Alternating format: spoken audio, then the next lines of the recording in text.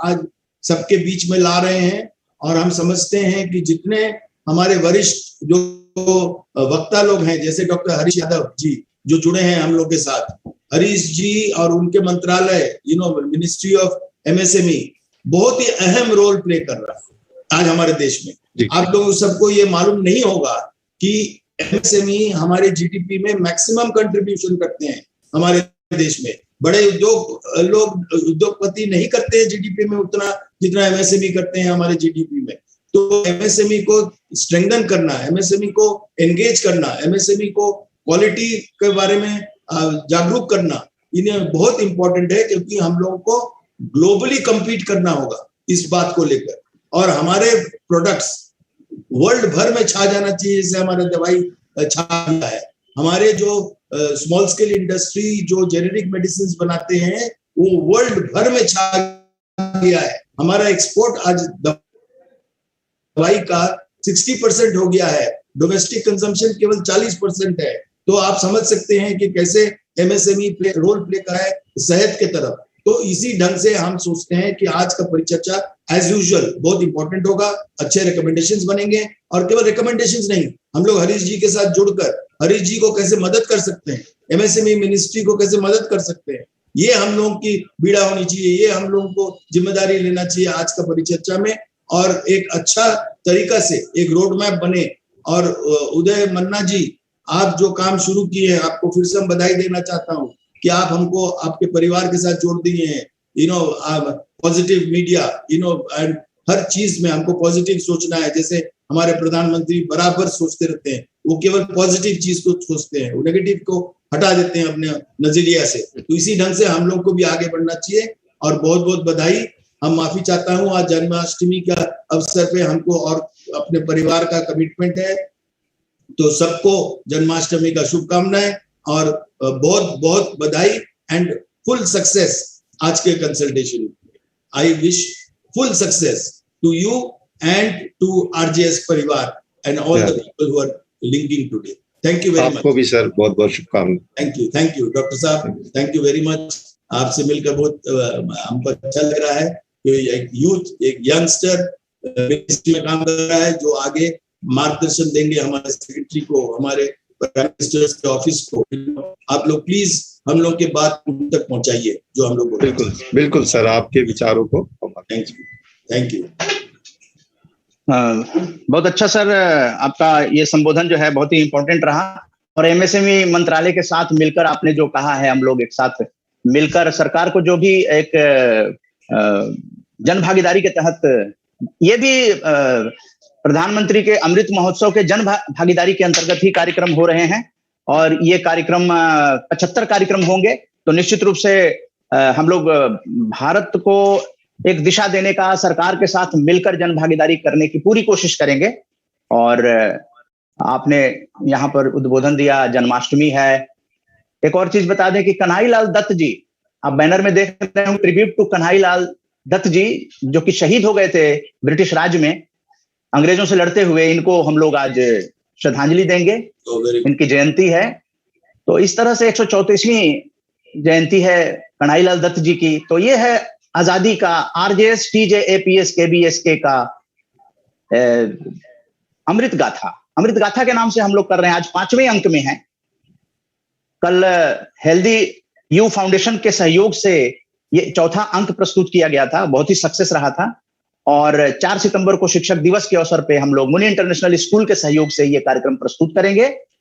आज सबसे खुशी की बात है कि जो रजनीश गोयनका जी हैं, जो कि एमएसएमई डेवलपमेंट फोरम के चेयरमैन और फाउंडर हैं, वो भी तशरीफ लाएंगे।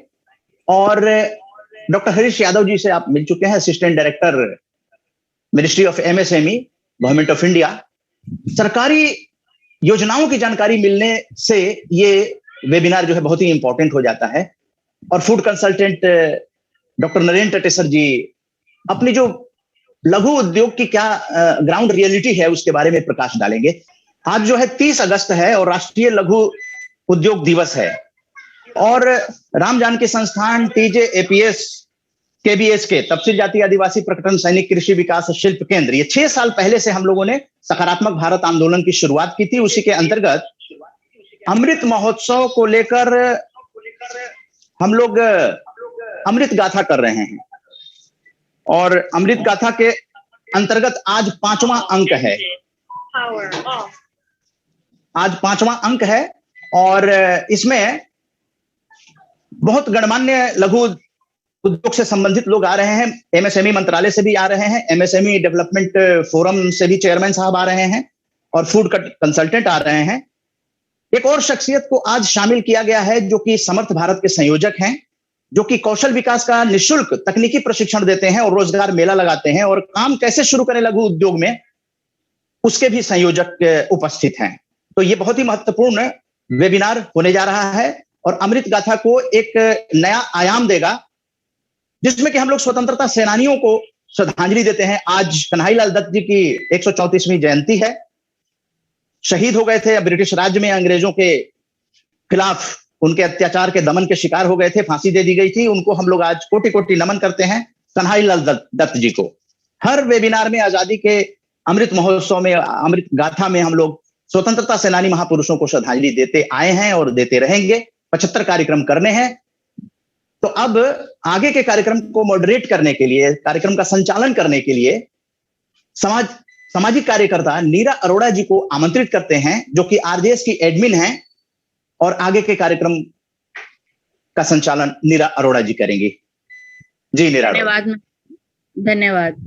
जय हिंद, जय भारत। दोस्तों, आज 75वीं वर्षगांठ को मनाते हुए पहल करते हुए सकारात्मक सोच राम जानकी संस्था उदय मन्ना जी के द्वारा ये प्रारंभ जो किया गया है, आज हम लघु कृषि दिवस मनाते हुए आज कन्हैयालाल जी की, जैसे बताया, 134वीं शहीद कन्हैयालाल जी का, दत्ता जी का दिवस हम उन्हें याद करते हैं। और साथ में पूर्ति फूड विजन की तरफ से के सौजन्य से ये कार्यक्रम जो आज संचालन किया गया है, इसके लिए भी हम अपने परिवार, आरजेएस परिवार की तरफ से धन्यवाद देते हैं। दोस्तों, आज जो दिवस है बहुत ही अहम दिन है हमारे लिए भी, हमारे समाज के विकास के, प्रकृति के लिए भी। और कार्यक्रम की शुरुआत करते हुए जो इसमें अहम भूमिका निभाते हैं, इस कार्यक्रम के अंतर्गत बहुत ही जो एक्सपर्टीज हैं, डॉक्टर नरेंद्र टेटके जी को, जो कंसल्टेंट भी हैं और फूड प्रोडक्ट के बारे में बहुत ही अहम भूमिका निभाते हैं। उनका जो एक्सपीरियंस है इस फील्ड में, वो हम शेयर करेंगे आज। तो डॉक्टर नरेंद्र जी को मैं आमंत्रित करती हूँ कि वे अपना शेयर करें एक्सपीरियंस, जो हमारे सभी भाई बहन हैं और बहनें हमारी जो लघु उद्योग के लिए उत्प्रेरित हैं, वो किस तरह से अपने जीवन का विकास कर सकती हैं। तो डॉक्टर नरेंद्र तेजकर। सबसे पहले मंच पर उपस्थित मैं सभी अपने मित्रों को और माननीय आरजेएस के राष्ट्रीय संयोजक महोदय श्रीमान उदय कुमार मन्ना जी को प्रणाम करता हूं। और उसके पश्चात मैं सबसे पहले संस्था आरजेएस का श्रीमान उदय कुमार मन्ना जी के माध्यम से बहुत बहुत धन्यवाद करता हूं कि आज उन्होंने मुझे इस मंच पर उपस्थित होकर और खाद्य परिरक्षण और उत्पादन के बारे में अपने विचार रखने का अवसर प्रदान किया है। मित्रों, सबसे पहले हमें अपने देश की परिस्थिति के बारे में देखना होगा, क्योंकि भारत गांव का देश है और दूर दराज के क्षेत्र में लोगों की संख्या अधिक है, जिनका अर्थव्यवस्था में योगदान होना बहुत आवश्यक है। इसके निमित्त, क्योंकि वो शहरों से दूर हैं हम लोग ऐसे व्यक्ति, तो इसलिए हमें लघु उद्योग, ऐसी परिस्थितियों में लघु उद्योग हमारे लिए बहुत महत्वपूर्ण हो जाता है। और कुटीर उद्योग लघु उद्योग का ही एक रूप है जो कि घर से शुरू किए जाते हैं। कुछ काम धंधे, उनको कुटीर उद्योग की श्रेणी में हम सरकार ने वर्गीकृत किया है। आज ये लघु उद्योग दिवस के उपलक्ष्य में जो कार्यक्रम हो रहा है, इसमें मैं एक अपना अनुभव भी बताऊंगा और कुछ समस्याएं हैं उनको भी रखूंगा, और कैसे हम एक उद्यमी के रूप में आगे बढ़ने का प्रयास करें, ये भी मैं बताने का प्रयास करूंगा। सबसे पहले मित्रों, हमें ये समझना बहुत आवश्यक है कि प्रयास करने वाले सभी लोग सफलता धारण नहीं कर पाते। इसका कारण क्या रहता है कि लोगों की संख्या अधिक होती है। प्रशिक्षण हम सब लेते हैं, सरकारी संस्थाओं से भी लेते हैं और निजी संस्थाओं से भी लेते हैं। उसके बाद हम अपना काम शुरू करते हैं। ये काम शुरू करने के बाद भी हम जी तोड़ कोशिश करते हैं कि हमें सफलता मिलेगी, ऐसा हम मान के चलते हैं। लेकिन सच्चाई यही है कि जब हम धरातल पे काम करने के लिए उतरते हैं तो हमें जमीनी हकीकत का पता चलता है और हम तनावग्रस्त हो जाते हैं। तनावग्रस्त होने के कारण हमारा हौसला टूट जाता है और कुछ लोग ऐसी परिस्थितियों में घबराकर काम को बंद कर देते हैं। यही कारण होता है कि सभी लोग इसमें सफल नहीं हो पाते। कुछ चीजों का पालन करना इस सफलता को प्राप्त करने के लिए बहुत जरूरी है। तभी हम अपने उद्योग को एक अच्छी दिशा प्रदान कर सकते हैं और अपने पारिवारिक आर्थिक पक्ष को मजबूत करते हुए राष्ट्र की अर्थव्यवस्था में भी हम काम कर सकते हैं। हेलो जी, सुन रहे हैं सर? क्या मैं सुनाई दे रहा हूं आप लोगों को? जी जी, बोलिए बोलिए। कुटीर उद्योग में सफलता प्राप्त करने के लिए जो आवश्यक चीजें हैं, थोड़ा सा उन पर जाते हैं। तो मैं ये बताना चाहूंगा कि सफलता, आरंभिक सफलता इस क्षेत्र में हमें आसानी से मिलने लगती है, लेकिन जब हम अपने उद्यम को बढ़ाने का प्रयास करते हैं तो हमारा समस्याओं से सामना होना शुरू हो जाता है और वो समस्याएं हमें बड़ा हतोत्साहित करती हैं। उन समस्याओं में कुछ समय बाद हमें पूंजी की कठिनाई होने लगती है, व्यापार की दिशा हमें नहीं मालूम होती। आरंभिक तौर पर हम अपने आसपास अपने प्रोडक्ट को, अपने उत्पाद को बेच के खुश हो जाते हैं, लेकिन जब हमें अपने बिजनेस को, अपने व्यापार को, अपने उद्योग को एक नया आयाम देना होता है तो उस समय हमें बाहरी मार्केट या बाजार के बारे में जानकारी नहीं होने के कारण अचानक ऐसा लगता है कि जैसे हम बारिश का मजा छतरी में ले रहे होते हैं और अचानक सिर से छतरी हट जाए तो हम भीगना शुरू हो जाते हैं, या हम धूप में तप रहे हैं होते हैं छतरी के अभाव में, तो हमें ऐसा महसूस होता है। अब इसमें सबसे पहले प्रश्न उठता है कि हम सफलता की तरफ निरंतर बढ़ें, उसके लिए क्या करें। तो आज यहाँ पर उपस्थित जो विषय विशेषज्ञ होंगे वो लोग हालांकि हमारी समस्याओं का समाधान करेंगे, मैं भी कुछ समस्याएं रखूंगा, लेकिन जब हम निकलते हैं तो हमें वास्तव में ये नहीं पता होता कि हम कौन सा लघु उद्यम शुरू करें, कौन सा लघु उद्योग का हम चयन करें। हम क्योंकि घर से इसकी शुरुआत कर रहे होते हैं तो हमें मालूम नहीं होता।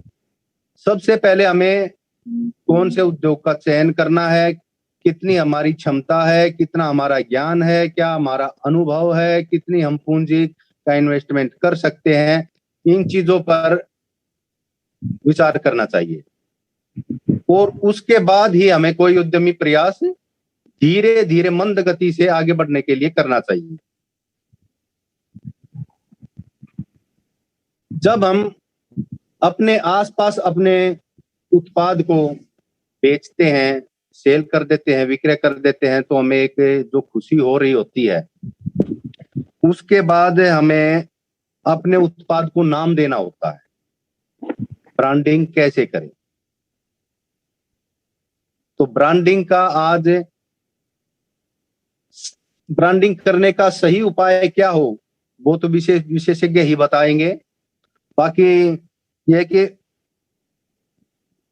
हम किन किन लघु उद्योगों में जा सकते हैं, मैं क्योंकि एक इनोवेटिव फार्मर हूं तो मैं बताना चाहूंगा कि कृषि उद्योग है, कृषि से संबंधित मधुमक्खी पालन है, डेयरी उद्योग है, आदि आदि इस तरह के उद्योग हमें शुरुआत में घर से आरंभ करने आसान होते हैं, जिसमें कॉस्मेटिक आदि का भी आ जाता है, इलेक्ट्रॉनिक का सामान बनाने का भी होता है। तो ये छोटे उद्योग हमें घर से करने में आसानी रहती है। अब हम अपने उद्योग के लिए कच्चा माल कहाँ से खरीदे, हमारे लिए ये सबसे प्रमुख समस्या होती है। इसके लिए हम खाद्य उत्पाद बनाते हैं तो हमें मार्केट में जाना होता है। कई बार हम देखते हैं कि वहां पर फल सब्जी बड़ी महंगी मिल रही है, उससे हम अपना उत्पाद बनाएंगे तो हमें बचत नहीं आ रही होती या अपेक्षित बचत नहीं आ रही होती। ऐसे में हमें ज्यादा दिन तक संघर्ष करना भारी पड़ने लगता है और हम निराश होने लगते हैं। तो हम ऐसी परिस्थितियों में फिर सब्जी मंडी की तरफ डायरेक्ट जाना पसंद करते हैं। उधर जाते हैं तो उधर भी हमें कई समस्याओं का सामना करना पड़ता है। जो बिचौलिए होते हैं या आड़ती होते हैं वो लोग भी हमें तुरंत भाप लेते हैं कि ये नया उद्यमी है, इसको अधिक जानकारी नहीं है इस क्षेत्र की, इस विषय में नहीं जानता ज्यादा, तो वो भी हमें ज्यादा से ज्यादा अपना लाभ लेने की कोशिश करते हैं, जिससे हम निराश होने लगते हैं। कि ऐसी परिस्थितियों में क्या करें? ऐसी परिस्थितियों में हमें चाहिए कि हम सीधे किसान के पास जाएं, सीधे किसान के पास जाएं, वहां से हम उसकी फसल को, उसके उत्पाद को खरीदें। और वो फसल खरीदने से हमें दो फायदे होंगे। एक तो जो बिचौलिया जो एक मार्जिन ले लेता है या प्रॉफिट बीच में निकाल लेता है, तो वो जो है बच जाता है हमारा वो। और दूसरा, हम सीधे किसान की आमदनी को भी बढ़ा रहे होते हैं, क्योंकि किसान भी हमें अगर मंडी रेट पर भी अपनी फसल दे देता है तो भी उसका भाड़ा आदि बच जाता है, जिससे उसको भी दो पैसे का लाभ होने लगता है। तो इससे हम दो व्यक्तियों को सफल कर रहे होते हैं, एक तो किसान को और दूसरा हम स्वयं हो रहे हैं। तो इस प्रकार हम अपने उद्योग की शुरुआत घर से करें।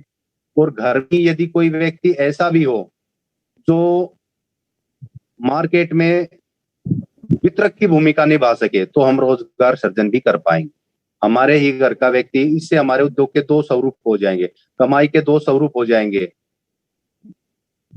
तो इससे हमें एक अलग से लाभ मिलने लगेगा। उसके बाद हमें अपनी हम क्षमता को कैसे बढ़ाएं। जब हमारा माल बिकने लगेगा तो हम अपने उत्पाद की क्षमता को कैसे बढ़ाएं, ये हमारे सामने प्रमुख समस्या होती है। जब हम इधर उधर से पैसा इकट्ठा करके अचानक क्षमता बढ़ा लेते हैं तो फिर हमें वही मार्केट का क्योंकि हमें नई मार्केट का मालूम नहीं होता, बाजार विस्तार कैसे करें, उस समस्या का सामना करना पड़ता है। और उसके बाद जो आर्थिक समस्याएं, जो हमने इधर उधर से जो पैसा लिया होता है वो भी हमें लौटाना होता है, उस राशि का हमें ब्याज भी लौटाना होता है। तो ये समस्याएं हमें आने लगती हैं। मैं कई ऐसे उद्यमियों को जानता हूं जिन्होंने बहुत अच्छी प्रकार अपने बिजनेस का संचालन किया है। उन्होंने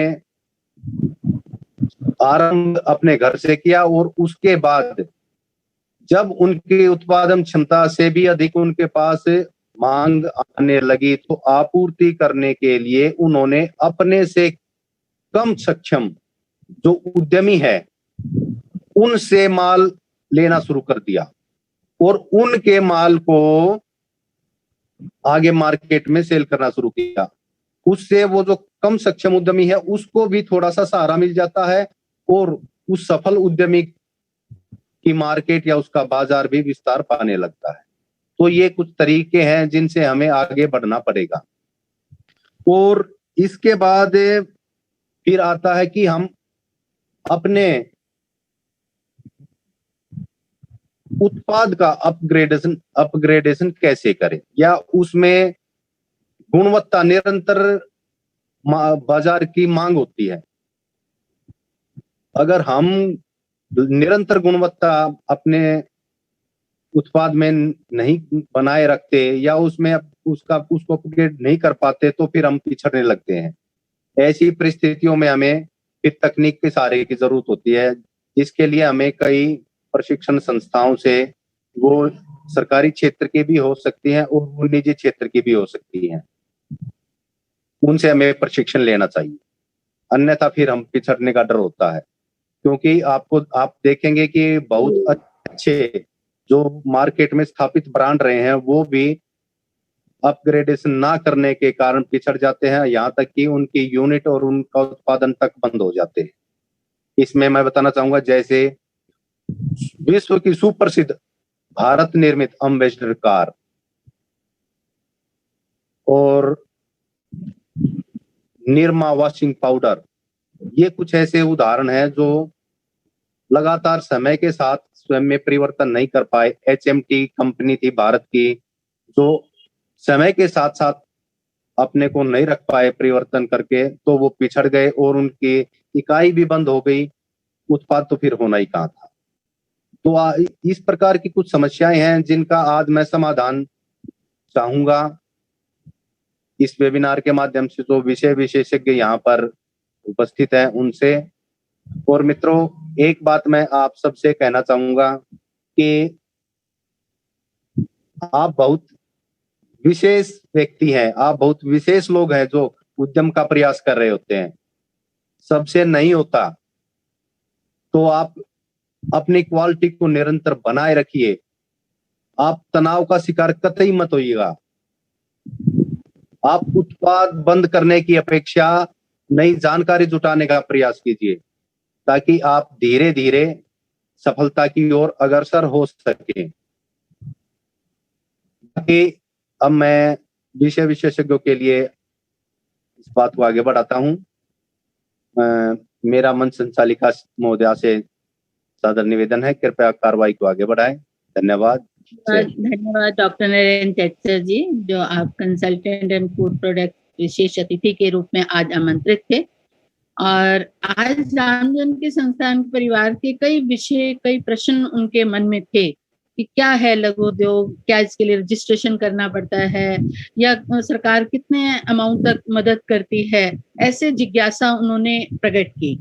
तो मैं बताना चाहूंगा, लघु उद्योग वे उद्योग, हालांकि इनके लिए एक निर्धारित मानक होते हैं, निर्धारित राशि होती है, जिससे कम श्रेणी का जो कोई भी व्यापार होता है वो लघु उद्योग की श्रेणी में आता है।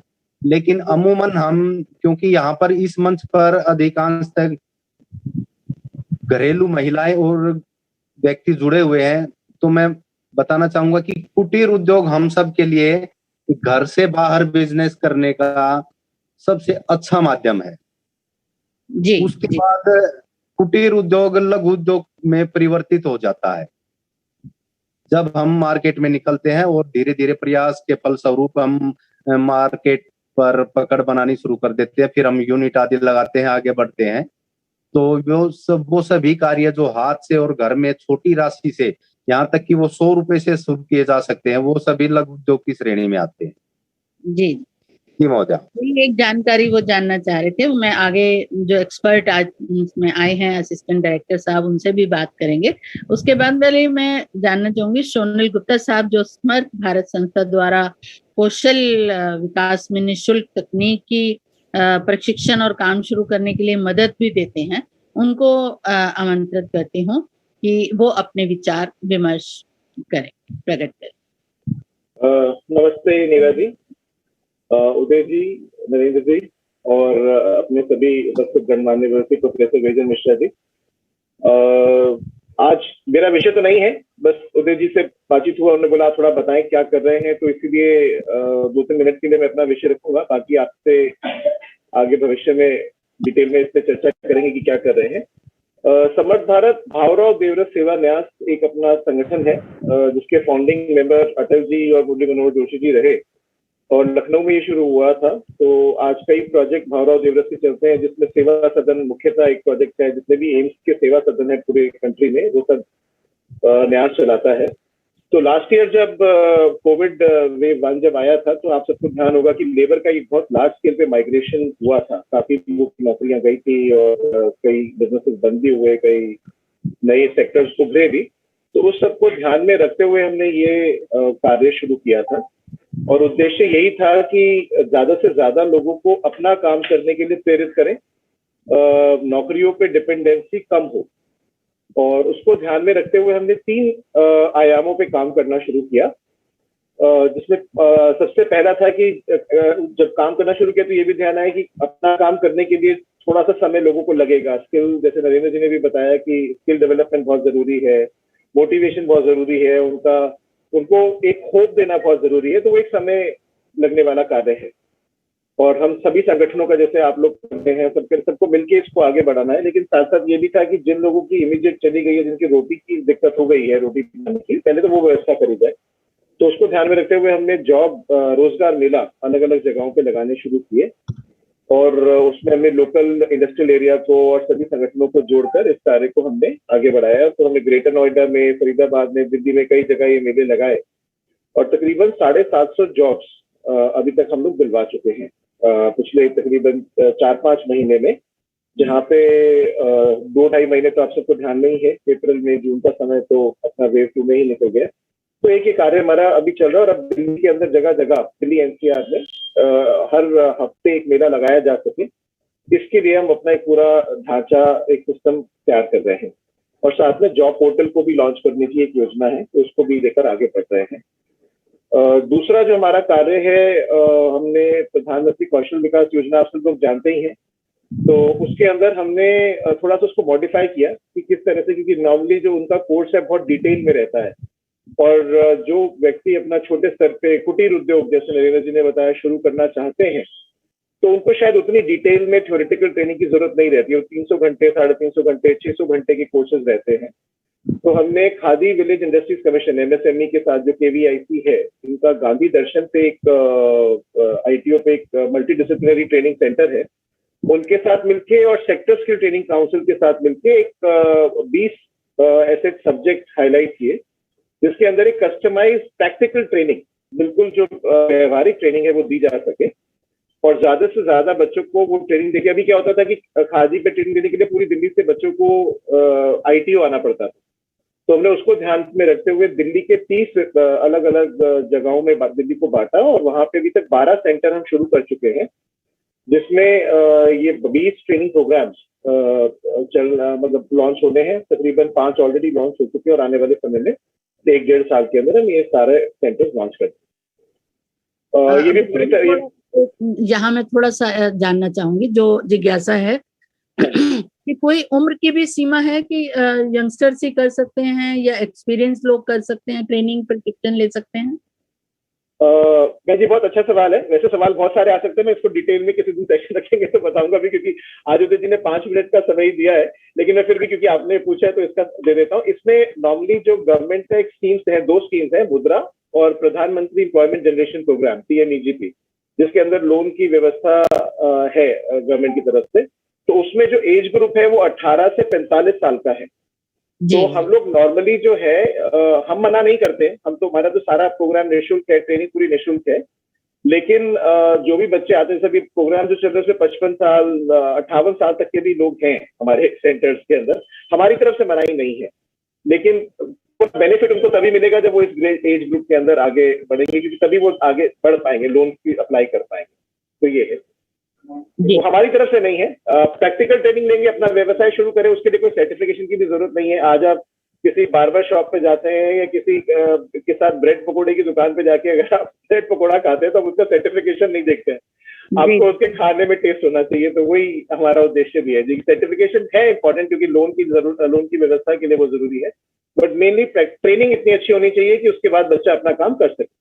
और साथ में इसमें हमने अर्बन कंपनी, यस मैडम, और जितनी भी ये सर्विस एग्रीगेशन एप्स हैं, इनको भी हम साथ में लिंकअप कर रहे हैं। तो जो बच्चा हमारे यहाँ से ट्रेनिंग पूरी करता है, उसको हम डायरेक्टली उनके साथ लिंकअप करा देते हैं, जिससे कि डे 1 से उसको एम्प्लॉयमेंट मिल सकती है।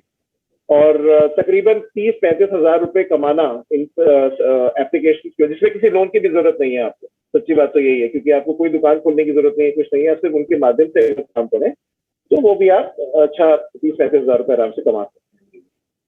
तो और तीसरा जो हमारा आयाम है, मैंने बताया नौकरी, दूसरा प्रशिक्षण, तीसरा जो हमारा आयाम है अपना काम।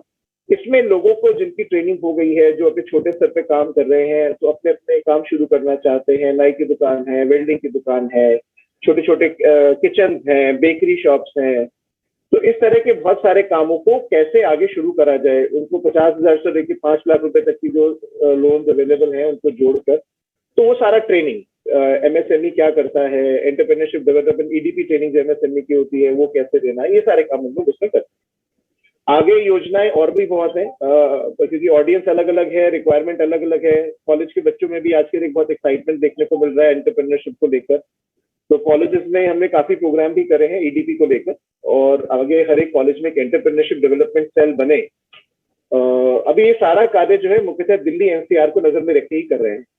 तो नरेंद्र जी जैसे एग्रीकल्चर की बात कर रहे थे, तो एग्रीकल्चर अभी हम टच नहीं कर रहे हैं। एग्रीकल्चर के अंदर ने टेरेस फार्मिंग को एक सब्जेक्ट को जरूर लिया है, जिसके अंदर कोविड के अंदर भी ये चीज है कि छत के ऊपर कैसे आप सब्जियां लगा सकते हैं, छोटी छोटी चीजें करके अपने घर की काफी चीजों की पूर्ति कर सकते हैं। तो ये हमारे 20 कोर्सेज में से एक कोर्स। नरेंद्र जी कुछ कहना चाह रहे थे वैसे। नरेंद्र जी आप कुछ प्रश्न कुछ करना चाह रहे हैं?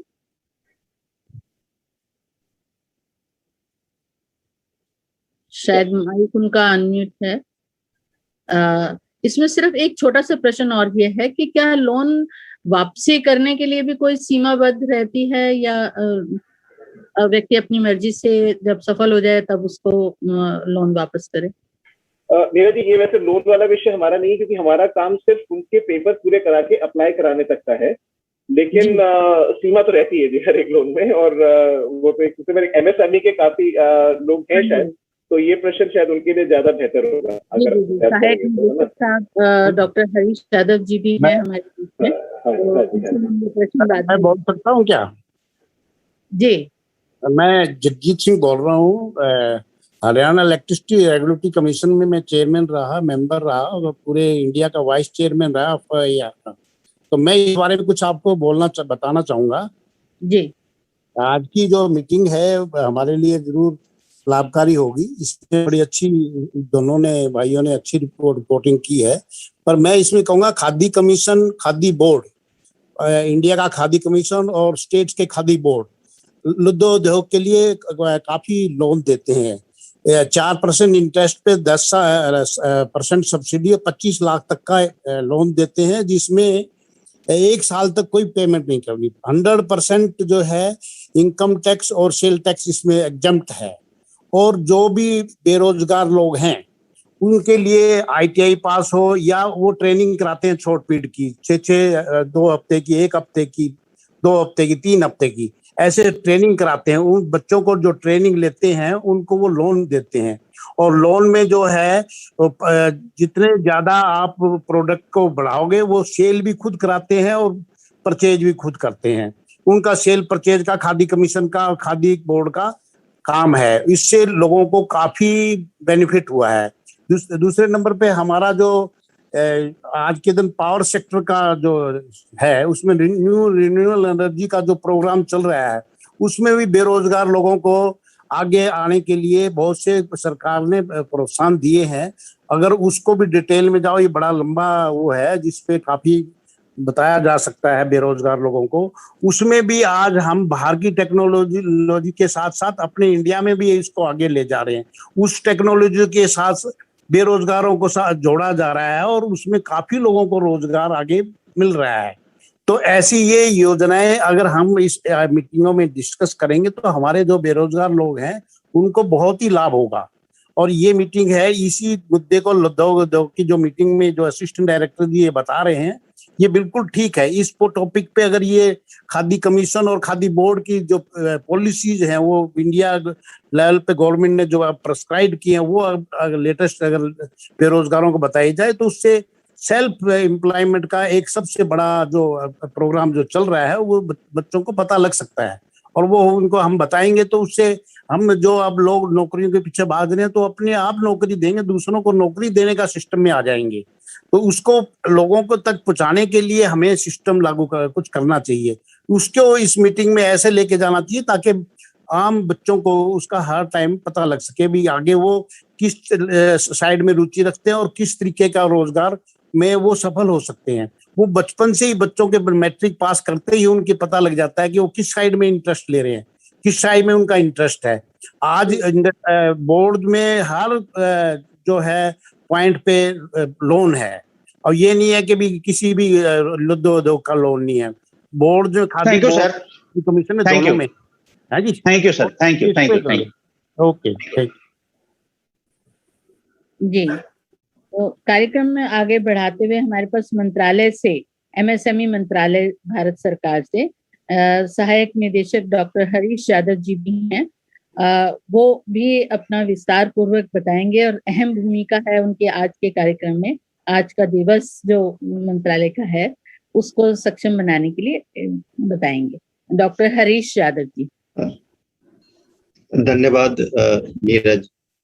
धन्यवाद। आजादी के अमृत महोत्सव की इस बेला पर आरजेएस परिवार की ओर से आयोजित इस कार्यक्रम का जो टॉपिक है self employment through small scale industries, बहुत ही अच्छा टॉपिक है। और मैं आरजेएस ग्रुप के नेशनल कन्वीनर उदय कुमार मन्ना जी, हमारे श्री रजनीश गोयनका जी और तमाम अपने जो साथी इस मंच से, इस लिंक से जुड़े हुए हैं, उनका आभार व्यक्त करता हूं। देखिए, बहुत सारे वक्ताओं को मैंने सुना और बहुत अच्छा लगा कि उन्होंने काफी ऐसे मुद्दे उठाए जो आज के समय में बहुत जरूरी है। लघु उद्योग जो है, आजादी से पहले आप देखेंगे कि एक इतिहास की किताबों में लिखा है कि 18वीं सदी से 12वीं सदी के आसपास 1000 लोहे को बनाने वाली भट्टियां थी इस देश में, और रेशम हमारा, मसाले, कपड़ा उद्योग, ये पूरे वर्ल्ड का फेमस था। उसके बाद फिर कुछ ऐसा ह्रास हुआ कि वो कुछ खत्म होने लगे लघु उद्योग, लेकिन उसके बाद फिर सरकार ने इसके महत्व को जाना और पहचाना कि किस तरीके से हम इसको आगे ले जा सकते हैं।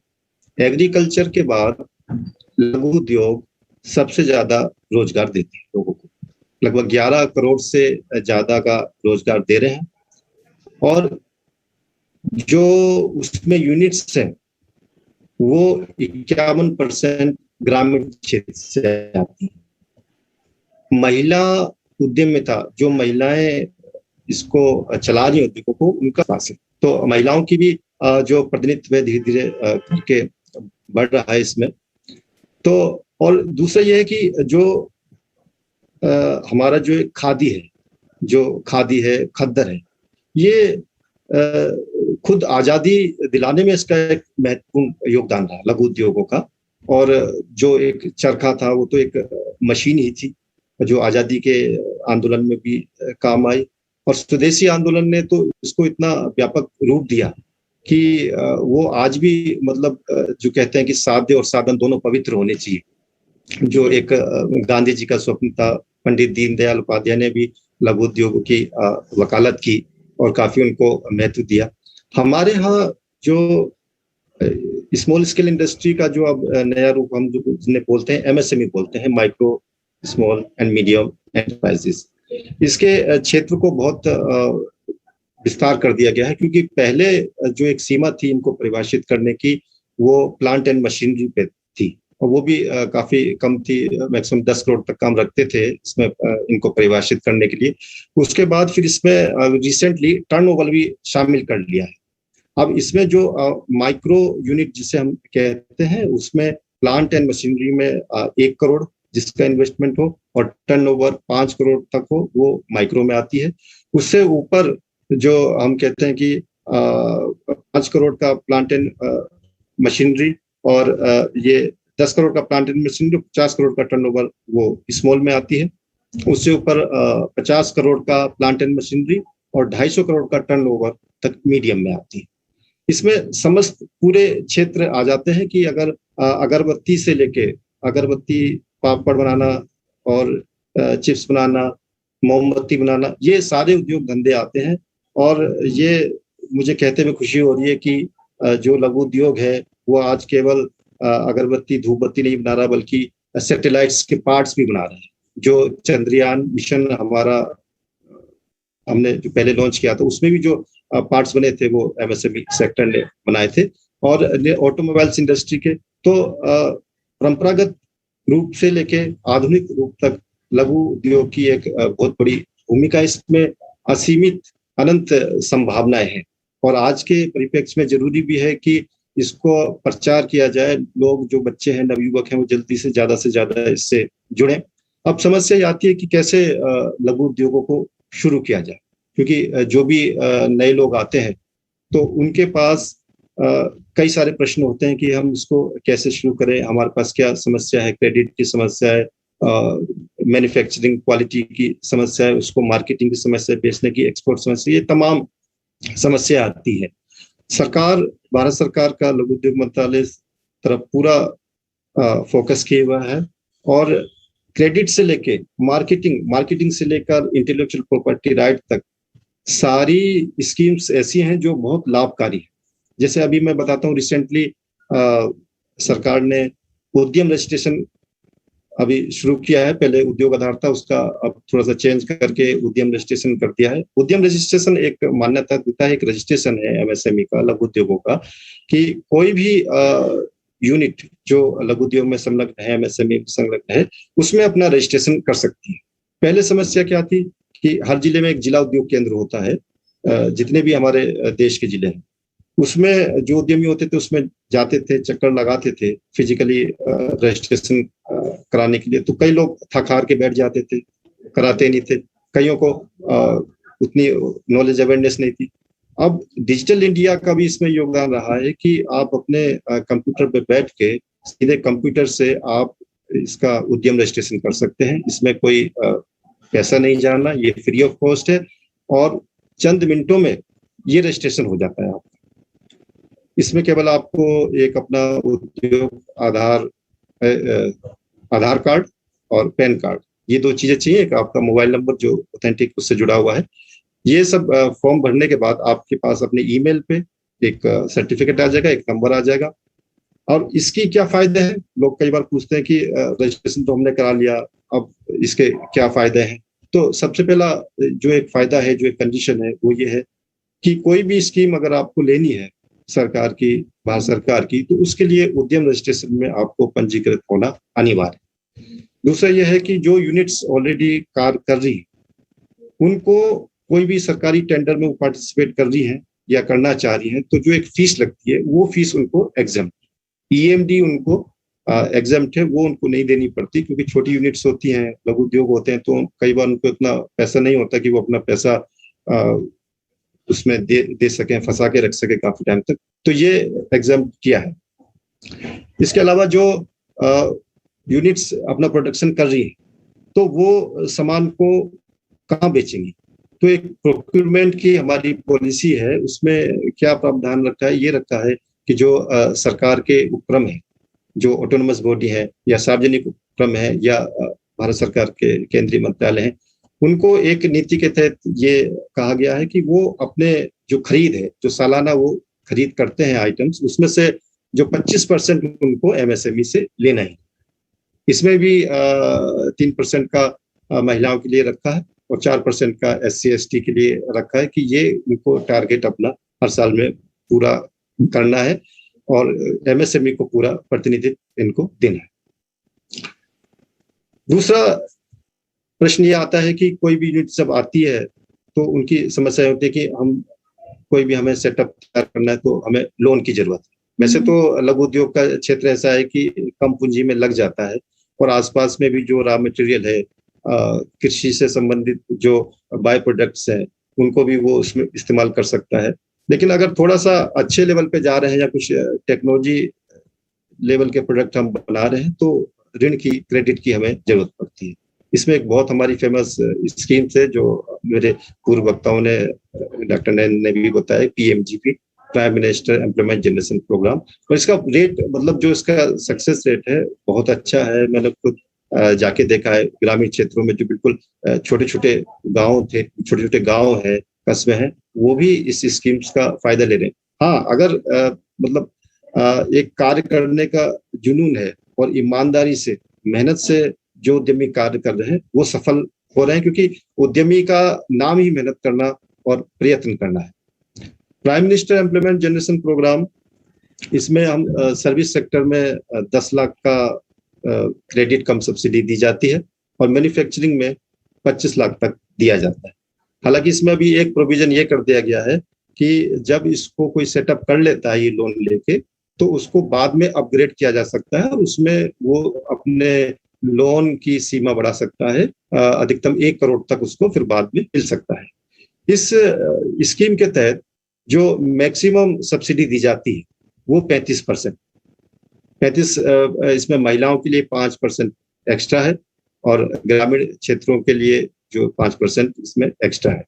इस स्कीम को कोई भी व्यक्ति इंडिविजुअल भी अप्लाई कर सकता है, कोई उद्यमी, और कोई ट्रस्ट बना हुआ है या कोई जैसे अधिकतर होता है कि महिलाएं सेल्फ हेल्प ग्रुप बना लेती हैं, वो लोग भी इसको अप्लाई कर सकते हैं।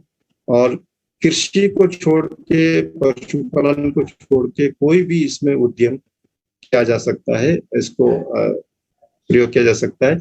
एक तथ्य और मैं बताना चाहता हूँ कि कई बार जो लोग सोचते हैं कि भाई हम इतना बड़ा नहीं कर पाएंगे, इतना आगे नहीं बढ़ पाएंगे, या हमें बहुत ही बड़ी टेक्नोलॉजी चाहिए, तो उनके लिए मैं कहना चाहता हूँ कि जैसे आप लोगों ने सुना होगा कि एक लिज्जत, तो उन महिलाओं ने एक अपना सेल्फ हेल्प ग्रुप बनाया था बहुत पहले, और बस चंद रुपयों का उन्होंने कहीं से लोन लिया था, जो भी मुझे लग रहा है कि ज्यादा से ज्यादा 1000 रुपये उन्होंने लोन लिया था, और आज की डेट में उस कंपनी 1100 करोड़ से ऊपर टर्नओवर दे रही। तो कोई भी काम अगर युवा वर्ग कोई भी एक छोटा काम ले ले, उसको मेहनत से, ईमानदारी से करे, तो मेरा मानना है कि वो जरूर सफल होगा। लोन लेने के बाद जैसे लोन के प्रोसीजर के बारे में मैं बताना चाहता हूं कि इसको भी सरल किया गया है, और एक वेबसाइट है KVIC की, खादी विलेज इंडस्ट्री कमीशन.com/PMEGP। तो PMEGP पे जाके कोई भी उस फॉर्म को भर सकता है, उसमें अपनी जानकारी, अपने सारा जो वो करना चाह रहा है उद्योग धंधा, उसको भर सकता है। एक बहुत छोटी सी प्रोजेक्ट रिपोर्ट बनती है, वो उसमें वो लगा सकता है। और इम्प्लीमेंटिंग एजेंसी उसे चूज करनी पड़ती है, क्योंकि बेसिकली 3 तरह की इम्प्लीमेंटिंग एजेंसी है। एक है जिला उद्योग केंद्र, डिस्ट्रिक्ट इंडस्ट्री सेंटर, जो हर जिले में होता है, और एक KVIC जो खादी विलेज इंडस्ट्री कमीशन है, जो हमारे मंत्रालय के अधीन है, और एक KVIP khadi village industry board. ये जो बोर्ड होता है ये स्टेट गवर्नमेंट का होता है। इसमें से किसी भी एक इम्प्लीमेंटिंग एजेंसी पे आप क्लिक करेंगे तो जो फाइल है वो फाइल उस इम्प्लीमेंटिंग एजेंसी के पास चली जाए। मैसेज भी आ जाता है मोबाइल पे, ईमेल पे भी मैसेज आ जाता है कि भाई आपका ये फाइल नंबर ये है, इस जगह पे पहुंच गया। वहां पे एक छोटा सा इंटरेक्शन या इंटरव्यू टाइप का होता है, जिसमें जो भी अथॉरिटी है वो उनसे पूछती है इंडिविजुअल से कि भाई आप क्या करना चाह रहे हैं, कैसे करेंगे, कैसे लाभ होगा। वहां से वो पास करने के बाद जो भी उस फॉर्म में जिस बैंक का नाम भरा जाता है, उस बैंक को वो फाइल चली जाती है। उसके बाद जो भी एप्लीकेंट है उसको उस बैंक से कांटेक्ट करना पड़ता है, बताना पड़ता है। यहाँ पे थोड़ी सी क्वेरीज हम पे आती हैं कि जनरली जो आता है कि बैंक वाले लोन नहीं देते, या थोड़ा सा उनको कुछ ऐसी डिफिकल्टी आती है। इसमें थोड़ा सा मैं ये बताना चाहूंगा, थोड़ा सा उनको सुझाव देना चाहूंगा एप्लीकेंट्स को, उद्यमियों को, कि बैंक कुछ इस एंगल से भी देखता है कि आप जो उद्योग लगा रहे हैं वो कितना सक्सेसफुल रहेगा, कितना सफल होगा। तो एक छोटा सा सर्वे वो कर लें, कोई भी एप्लीकेंट है जब इसको भरे, कि हमारे आसपास कितनी डिमांड, हम कितनी डिमांड जनरेट कर सकेंगे, कितना हम इसमें अपनी कॉस्ट को मिनिमाइज कर सकेंगे। तो ये सब चीजें 3 साल तक इसमें आप इसको ज्यादा डिस्टर्बेंस नहीं करता है बैंक। लोन के अकॉर्डिंग जितना भी लोन सैंक्शन होता है, 10, 15, 20 जो भी होता है, उसके अकॉर्डिंग वो एक बैंक वाले किस्त बांधते हैं। टाइम टू टाइम वो सर्वे करने आते हैं, देखते हैं कि किस प्रकार वो सेटअप कर रहे हैं, कब वो चला रहे हैं। जब उनको लगता है कि ये एक सेटअप तैयार हो गया है, उन्होंने अपना जो भी फैक्ट्री या जो उद्यम बना लिया है, उसके बाद किस्त शुरू हो जाती है। सब्सिडी आती है इसमें, सब्सिडी 3 साल के बाद आ जाती है। इसमें जो भी बैठती है 25%, 30%, 35% वो सब्सिडी आ जाती है। अब ये तो PMEGP है। इसके अलावा एक छोटी स्कीम और है मुद्रा लोन, जो डायरेक्ट एप्लीकेंट और बैंक के बीच होती है, उसका भी वो लाभ ले सकते हैं। और अगर थोड़ा सा और ऊपर जाते हैं, जैसे अभी क्या है कि हमारे PM साहब ने भी जब आए थे तो एक स्टार्टअप इंडिया की मूवमेंट को बहुत ताकत दी। तो स्टार्टअप स्कीम जो है वो बेसिकली तो DIPP की है। उसमें एक नवयुवकों को विशेषकर उनको प्रोत्साहित करने के लिए उसमें इनकम टैक्स और कई टैक्सों की छूट दी गई है। उसमें लोन मुहैया कराया जा रहा है। और उसका जो आइडिया होना चाहिए, जो स्टार्टअप जो लोग शुरू करेंगे वो एक अच्छा होना चाहिए, जिन्होंने होना चाहिए, जिससे लगे कि हाँ ये रन कर सकेगा, चल सकेगा। एक स्कीम स्टैंड अप इंडिया और है, जिसको सीडीबी चला रही है। इसमें एक एक बैंक को कुछ टारगेट दे रखा है, SC ST और वुमेन्स के लिए ये स्कीम्स है कि वो एक एक एप्लीकेंट को लोन देंगे, उनको बढ़ाएंगे, उनको सेटअप करेंगे। ये तो मुख्य रूप से हमारी लोन की स्कीम्स थी। और जो यूनिट्स ऑलरेडी कर रही हैं, जो अपना व्यवसाय चला रही हैं, जो अपनी फैक्ट्री चला रही हैं, उनके लिए हमारे लिए एक CGT MSME ट्रस्ट है। जो एक समस्या ये भी आती है कई बार कि जो एप्लीकेंट से वो कहते हैं कि बैंक वाले सिक्योरिटी मांग रहे हैं, कोलेट्रल मांग रहे हैं, तो हम क्या दें। हमारी जो अधिकतर स्कीम्स हैं, चाहे PMEGP है, ये कोलेट्रल फ्री, इसमें कोई कोलेट्रल रखने की जरूरत नहीं है, कोई गारंटी रखने की बैंक में जरूरत नहीं है। और इसका जो कई बार 60 से 70% जो रिस्क कवर होता है, CGT MSME ट्रस्ट इसको कवर करता है कि इनकेस अगर कोई प्रॉब्लम्स होती है, कोई पैसा फंसता है, तो वो उस ट्रस्ट के अकॉर्डिंग वो लोग उसको निपटारा करते हैं। क्रेडिट लेने के बाद फिर मार्केटिंग की समस्या आती है। कई बार तो टेक्नोलॉजी की भी समस्या आती है कि कैसे हम लोग इसकी टेक्नोलॉजी को बनाए रखें, क्योंकि कई बार कस्टमर्स के दिमाग में एक ब्रांडिंग बनी होती है कि हमें इस कंपनी का चाहिए, बड़ी कंपनी का चाहिए, तो वही लेके चलता है। और इसमें जो हमारे डेवलपमेंट कमिश्नर एक ऑफिस है हमारा, उसमें हमारे कई सारे रीजनल ऑफिस हैं, लगभग हर स्टेट में है वो लोग, और हमारे एक ऑटोनोमस बॉडी है टूल रूम्स करके, टेक्नोलॉजी सेंटर्स करके, ये लोग ESDP प्रोग्राम को चलाते हैं, स्किल डेवलपमेंट प्रोग्राम को चलाते हैं। KVIC भी स्किल डेवलपमेंट प्रोग्राम को चला रहा है। उसके जगह जगह पे रीजनल ऑफिसेज हैं जो छोटे लेवल के, जैसे जो भी है अगरबत्ती बनाना, मोमबत्ती बनाना, इन्वर्टर, मोबाइल रिपेयरिंग, ये सारे कोर्स को चलाता है। तो कोई भी उद्यमी आगे बढ़े तो उसको एक अपने स्किल डेवलपमेंट पे बहुत ध्यान देना चाहिए कि बिना स्किल डेवलपमेंट किए, जैसे कोई अगर हम काम कर रहे हैं उसका हमें ज्ञान नहीं है तो उसमें कई बार नुकसान उठाने पड़ते हैं। तो अपने को बेसिकली स्किल डेवलपमेंट के रूप में पूरा मजबूत वो करें। अब आती है कि कुछ समस्याओं के लिए, जैसे कि इंफ्रास्ट्रक्चर की कमी भी आती है लघु उद्योगों के सामने, उद्यमियों के सामने, और कई बार उनको proper testing, proper training centre भी नहीं होते। तो एक हमारी एक बहुत अच्छी फेमस स्कीम्स है और उसको हम बोलते हैं cluster development programme. Cluster development programme एक व्यक्तिगत के लिए नहीं है बल्कि एक समूह के लिए। कोई भी ऐसा क्षेत्र, जैसे सपोज आप ये मानिए कि जैसे या हम खुर्जा ले लें तो वहाँ पे वो चीनी मिट्टी का काफी काम होता है, या कानपुर ले लें तो लेदर का काम होता है। तो कोई भी ऐसा क्षेत्र जिसमें कम से कम 50 यूनिट इस काम को कर रही, एक कॉमन काम को कर रही हो, और उसकी जो कंडीशन है कम से कम 50 यूनिट होनी चाहिए। ज्यादा हो तो बहुत अच्छा है, क्योंकि यूनिट कई कई क्षेत्रों में बहुत ज्यादा होती है, 200, 300, 400 ऐसी यूनिट्स भी होती है। वो लोग वहां पे मिलके एक अपनी एसोसिएशन या अपना एक ट्रस्ट बना सकते हैं। ट्रस्ट बनाने के बाद वो लोग इस क्लस्टर स्कीम्स के लिए अप्लाई कर सकते हैं, क्लस्टर डेवलपमेंट प्रोग्राम के लिए। ये स्कीम स्टेट गवर्नमेंट के थ्रू इम्प्लीमेंट होती है।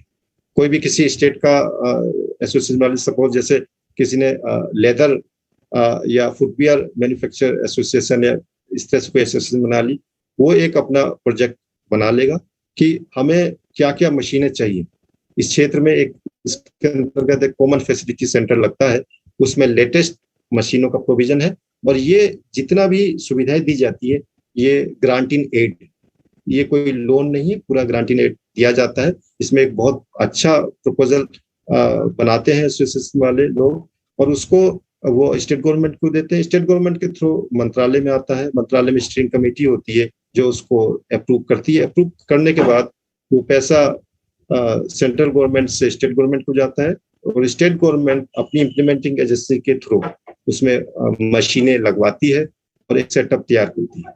क्लस्टर डेवलपमेंट में कई बार लैब का भी प्रोविजन होता है कि प्रोडक्ट से टेस्टिंग लैब भी लगाई जाती है, एम्पोरियम भी उसमें लगाया जाता है और ट्रेनिंग सेंटर भी लगाया जाता है। हमारे यहाँ पे जैसे अगर हम आसपास के दिल्ली के आसपास की बात करें तो कई जगह पे लगे हुए हैं। मेरठ में एक सीजर मैन्युफैक्चरिंग क्लस्टर है, खुर्जा में है एक हमारा, बनारस में एक, भदोही में कारपेट क्लस्टर है, और कई सारे इम्प्लीमेंट हो रहे हैं, बहुत सारे लग चुके हैं। इसमें राइस मिल के क्लस्टर भी हैं, इसमें दाल के क्लस्टर भी हैं, इसमें हनी के क्लस्टर भी, ऑयल, एडिबल ऑयल के भी क्लस्टर हैं, वुड मैन्युफैक्चरिंग, तमाम बहुत सारे क्लस्टर हैं और कई प्रपोजल आ रहे हैं। ऐसे ही एक स्कीम्स KVIC भी चला रहा है, वो भी एक क्लस्टर स्कीम है, वो स्फूर्ति स्कीम, वो आर्टिसन बेस्ड स्कीम है। जैसे एक हनी मिशन KVIC चला रहा है।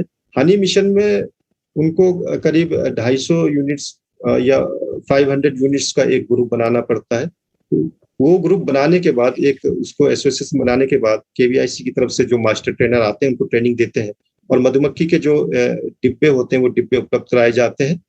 उसके बाद उनका एक सेटअप तैयार किया जाता है कि एक किसी भी स्थान पे उनको वो मशीनें लगाई जाती हैं जो एक्सट्रैक्ट करेंगी हनी को। तो इस प्रकार से ये एक हनी मिशन भी काफी रफ्तार से चल रहा है। KVIC की अपनी स्कीम्स भी है, जैसे सोलर चरखा स्कीम्स है, उसमें जो आर्टिसंस हैं उनको सोलर चरखा पे सब्सिडीज दी जा रही है, उनको वो उपलब्ध किया, सामान उपलब्ध कराया जा रहा है। कॉयर बोर्ड की स्कीम्स है। कॉयर बोर्ड बेसिकली हमारे साउथ इंडिया में इम्प्लीमेंट हो रहा है, क्योंकि वहाँ पे वो जो नारियल के जो रेशे होते हैं, नारियल के रेशे से कई चीजें वो मैन्युफैक्चर करते हैं, कुछ कालीन बनाते हैं, कुछ प्रोडक्ट्स बनाते हैं, तो वो चीज वहाँ पे इम्प्लीमेंट हो रही है। अब सामान प्रोडक्ट बना लिया, टेक्नोलॉजी का भी फायदा ले लिया, बात आती है कि इसको हम बेचेंगे कहाँ, कि इसको बेचने में कई बार समस्याएं आती है। तो उसके लिए हम लोग क्या कर रहे हैं, उसके लिए हमारी स्कीम्स एक मार्केटिंग सपोर्ट स्कीम्स करके है, procurement and marketing support scheme, PMS scheme. इसमें एक तो जो ऑलरेडी उद्यमी काम कर रहे हैं, अगर कोई उद्यमी किसी ट्रेड फेयर में या एग्जीबिशन में भाग लेने जाना चाहता है, अब कहीं वो अगर चेन्नई में जाना चाह रहा है या बेंगलोर में जाना चाह रहा है या उड़ीसा में कहीं भी जाना चाह रहा है, वो फार्म भरेगा, और फार्म भरने के बाद उसको जो आने जाने का खर्चा है, ट्रेवलिंग अलाउंस है, और जो वो स्टॉल वहाँ खरीदेगा उसको भी सब्सिडी प्रदान की जाती है सरकार की तरफ से। और हमारे यहाँ जो इंटरनेशनल ट्रेड फेयर होता है, अभी तो कुछ सालों से कोविड की वजह से नहीं हो पाया, उसमें भी मंत्रालय प्रोवाइड करता है स्टॉल, कई बार फ्री ऑफ कॉस्ट प्रोवाइड करता है यूनिट्स को। इसी स्कीम के तहत एक ऑर्गेनाइजिंग ऑफ ट्रेड फेयर करके भी एक स्कीम्स है, कि अगर कोई एसोसिएशन है या कोई जो इंडस्ट्री रिलेटेड कोई फोरम है, तो वो हमारे रीजनल ऑफिस के थ्रू उस फॉर्म को भरता है, और पार्टनर ऑर्गेनाइजेशन के रूप में वो लोग ट्रेड फेयर को ऑर्गेनाइज करते हैं, एग्जीबिशन को ऑर्गेनाइज करते हैं। इसके लिए हम नेशनल लेवल का अगर कोई ऑर्गेनाइज कर रहा है तो उसको 40 लाख की फाइनेंशियल असिस्टेंस दी जाती है हमारे MSME DI के ओर से, और अगर रीजनल कर रहा है तो उसको 30 लाख की दी जाती है कि वो उसको ऑर्गेनाइज करे और प्रोडक्ट बेचने में यूनिट्स की मदद करे। हमारे पास वर्कशॉप के लिए भी कुछ फाइनेंशियल असिस्टेंस दी जाती है, कि किसी टॉपिक पे, मार्केटिंग के टॉपिक पे, या जेम जो है हमारा ई मार्केट टॉपिक है, गवर्नमेंट ई मार्केट का जो हमारा प्लेटफॉर्म है उसके लिए, या जो अब आजकल देखा होगी ऑनलाइन जो मार्केटिंग है उसके लिए भी कोई अवेयरनेस प्रोग्राम करने के लिए, वर्कशॉप कराने के लिए ये सुविधाएं दी जाती है। एक इसी स्कीम में हमारा एक और प्रोग्राम है vendor development programme. Vendor development programme basically connect करता है जो यूनिट्स हैं, जो आर्टिसन एंटरप्रेन्योर्स हैं, उनको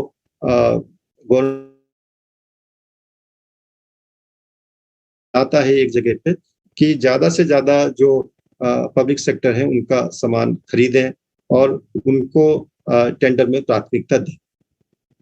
अभी रिसेंटली आपने देखा होगा कि कोविड-19 की वजह से इंटरेक्शन लोगों में कम हुआ, और जो ट्रेड फेयर थे, जो एग्जीबिशन थी, जो फिजिकल ट्रेड फेयर एग्जीबिशन, वो नामात्र ही रही।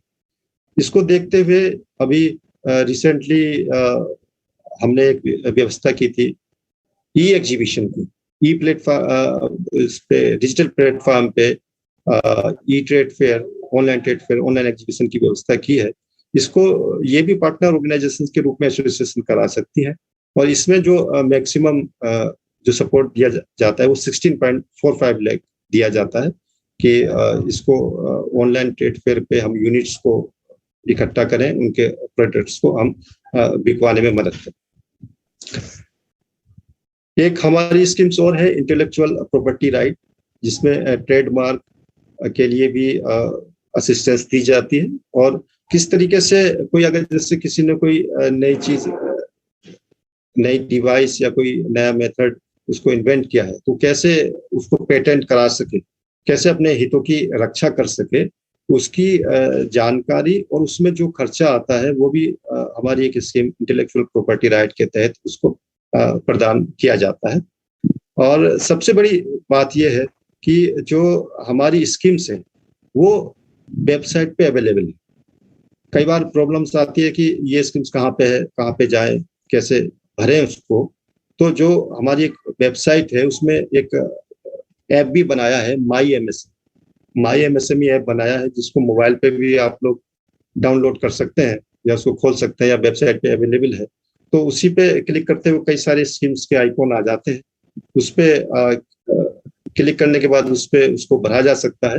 और स्कीम्स जो है हमारे जो रीजनल ऑफिस है, फील्ड ऑफिस है, उसके थ्रू एप्लीकेशन आती है और यहाँ से वो प्रोसीड होती है। तो नए उद्यमियों को लिए तो मैं यही कहना चाहूंगा कि वो बिल्कुल आगे बढ़े और जो भी सुविधा है, सरकार की सुविधाएं हैं, स्टेट गवर्नमेंट की सुविधा है, उनका फायदा लें। और जो एम्प्लॉयमेंट को बढ़ाने के लिए इस समय केवल एमएसएमई ही एक बहुत बड़े विकल्प के रूप में है और एक आवश्यकता भी है।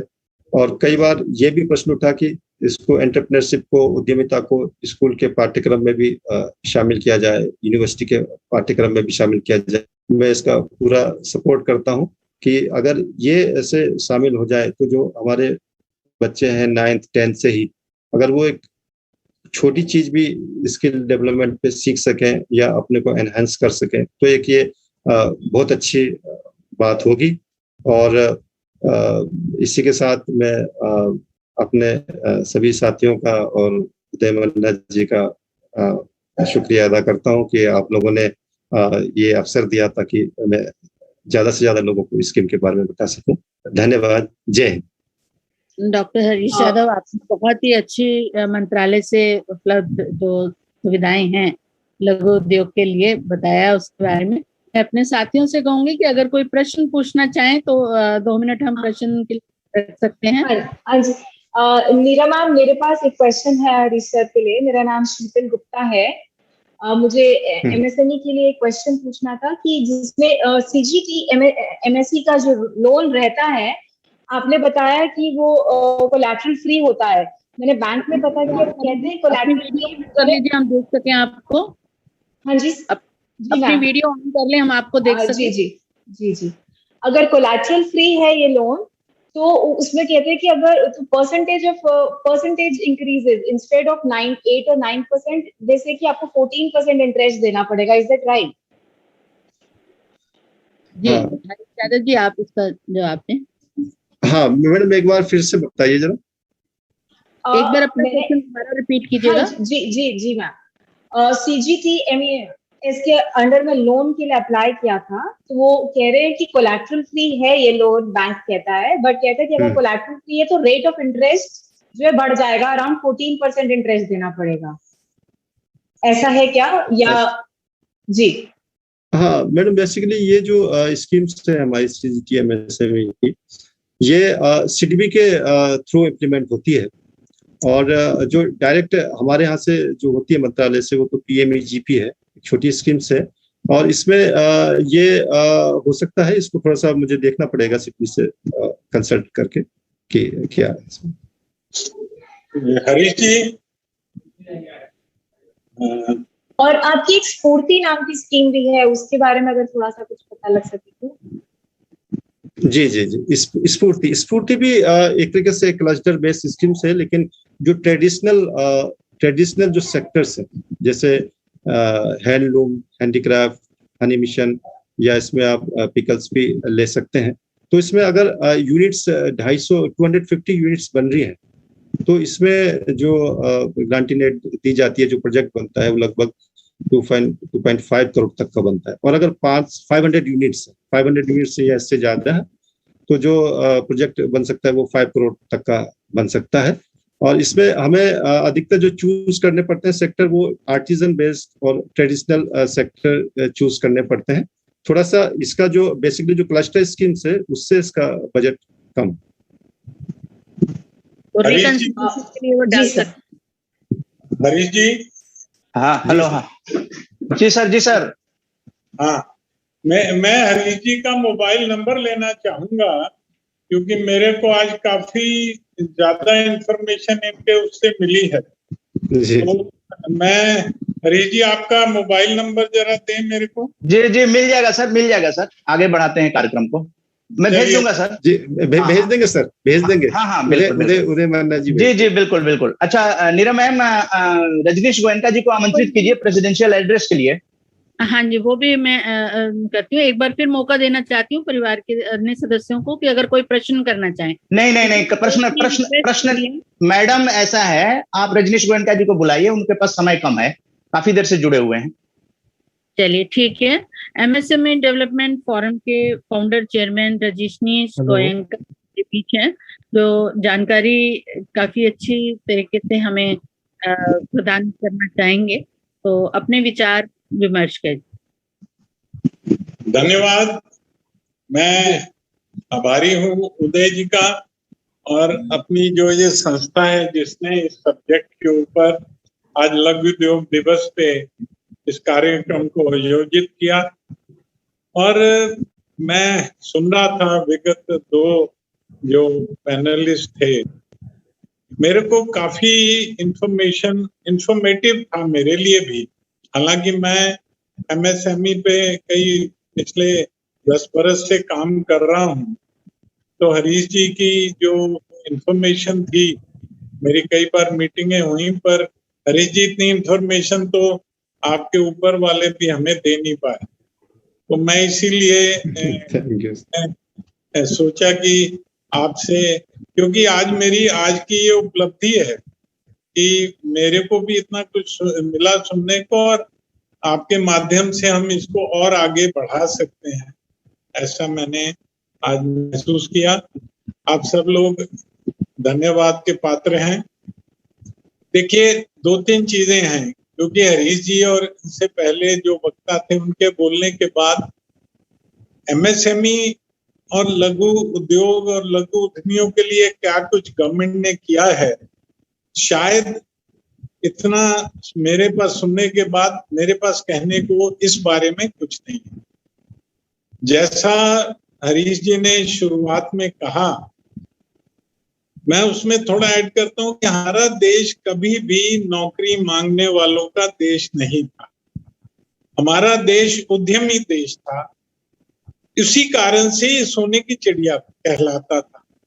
और उस सोने की चिड़िया को ढूंढने के लिए कोलंबस, वास्को डी गामा, कितने लोग ढूंढते रहे कि भी ये उद्यमी देश, ये समृद्ध देश, उद्यम से ही समृद्धि आती है, उद्यम से ही जॉब्स क्रिएट होती हैं। अगर उद्यम नहीं होगा तो नौकरियां कहाँ मिलेंगी?